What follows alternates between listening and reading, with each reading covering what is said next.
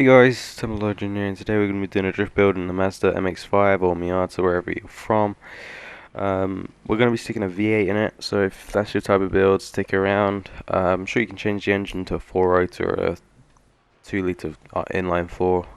It's up to you, but I'm going to be running a V8 just simply because it's crazy and it's a Mazda. So, let's get into it. No drivetrain stop. We'll run some turbos on it. Just basic upgrades. I don't know. I necessarily want not any crazy body kits. Just want it clean.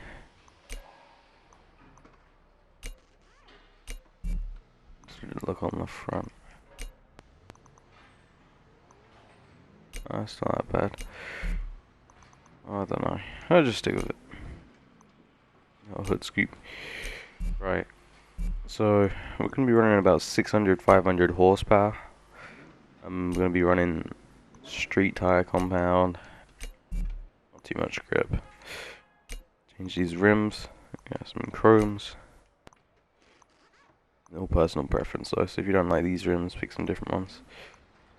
Oh god. I don't know what to go for here. Get some dish rims in here. Change up the size a little bit.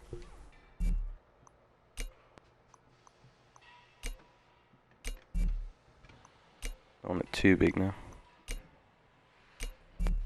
Let's get into lowering the car. Do we do this? Well, them front tire, those front rims are a little bit big. Race transmission, gonna be tuning it. So if you're still with me, guys, what car do you want to see next? What car do you want to see in a drift build? Yeah, those front wheels are way too big. Really don't like them. Lower it. Oh man, it looks sick. So basically, full upgrades, and then we'll be tuning the engine up in just a second. Man, this takes forever. Yeah, I'm definitely gonna be changing the size of them front rims. Right, so how much has it got stock? 558. So it's got quite a hefty amount stock. That's an exhaust on it. We'll just run it up to 600-ish. Let's run the turbos. Oh. See, I don't know. Let's just run 635 and fuck it.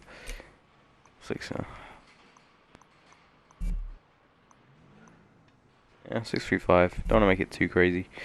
Change the rims and then we'll get onto it actually tuning it. That's better. There we go. That looks sick. Right. I'll see you guys in a minute. We'll be tuning. See how well it drifts stock, and then I'm gonna tune it myself off screen, and I'll come back and I'll show you guys the end result. I'll show you what you guys can do to change it to suit you best. So whether that making it have more grip or be a bit more loose. This car drifts so nice stock, just like any other car. It's a little bit. It's not fine-tuned or anything, but stock, this thing's mad. With this amount of horsepower, it's just this amount of weight. It's fucking. It's awesome. So this car's a beast. Snap oversteer though. So I'll see you guys in a minute with the end result, and I'll show you guys how to change it all. So stick around for that, and I'll see you guys in a minute. Right, so I sorted out the tune. It's an absolute beast. It's probably my new favorite drift car in the game. It's fucking awesome. I don't care what you say about the V8 and whether or not it should have like a Japanese motor in it. This thing is just crazy. It's my favorite drift car. I absolutely love it.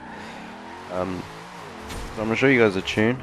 Show you guys how you can change the tune to suit you. It drifts so nicely. It sticks in the corners well.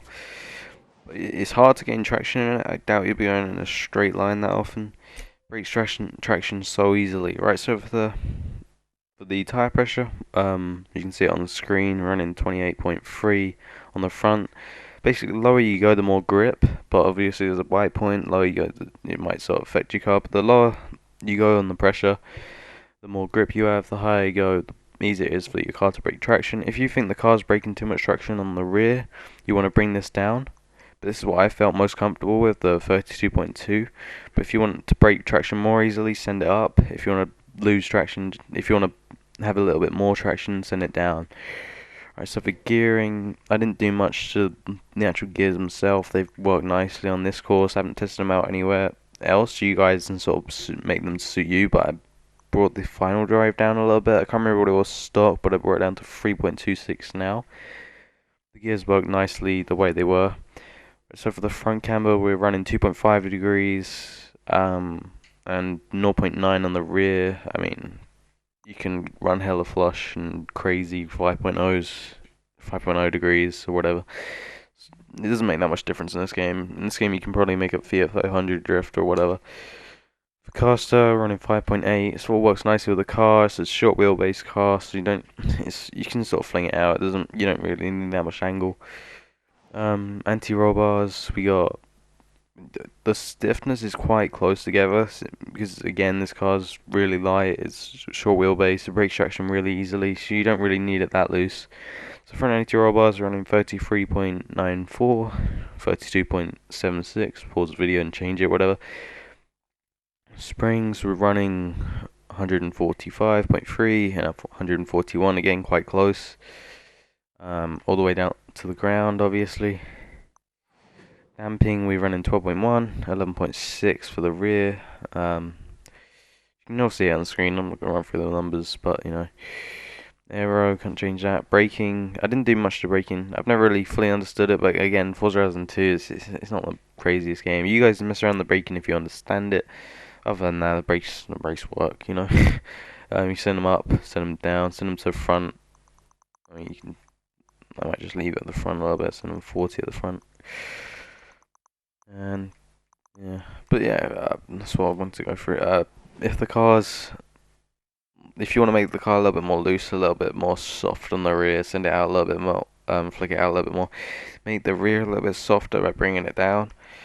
Like that goes for bump stiffness, rebound stiffness, springs, anti-roll bars. You know, or if you want to tighten up the front and have like a little bit more of an active front and a little bit more loose rear, you'll set the front up. You know, it's all vice versa. Simple stuff to understand. You get the hang of it. Now, differential, you want high, 100%, 100%. On other Forzas, I might run through it and get like the perfect tune, like running it down to the exact number it has to be. But this game is way too easy to have to even bother with this sort of stuff. So once you guys get used to the car, again, you can try and mess around with this again with the brakes, you know. But yeah, this is the tune. Yeah, I taught you guys little bits of ways to make it easier to drift, but overall it's just getting used to the car. But this car is like absolute beast. I love it. I'm so thankful to Farmer Ed for like bringing this build up. I doubt he wanted a V8, but I'm so glad I fed one in. I'm so glad you can actually put V8s in this game. I got so used to 360 and the one's just amazing. You can fit like so many different engines. I was tempted to put a 4-rotor in this, but then it sounds too much like an F1 car. Too crazy for me. I'll save that for an RX-7 Matt and Mike build in the future. But yeah, tell me what you guys want to see in my next videos, whether that be like Skylines or S13s or Ford F100 pickup trucks. I got more 360 coming out soon, but that's coming to a halt soon, because if you looked at my last two builds, they're both like exactly the same or at least similar, so I feel really cheap making them sort of videos. So more Xbox One content coming out soon, maybe another Gymkhana video. If you haven't checked my first Gymkhana video out, go check it out. It should be on my channel. But as you can see, this car just so nicely, it's so clean. I'm not too sure on the front wheel in the front body kit. It's a little bit too ricey. But yeah, if you guys enjoyed the video, press like, subscribe for more. Tell me what you guys want to see next, and I'll see you guys next time.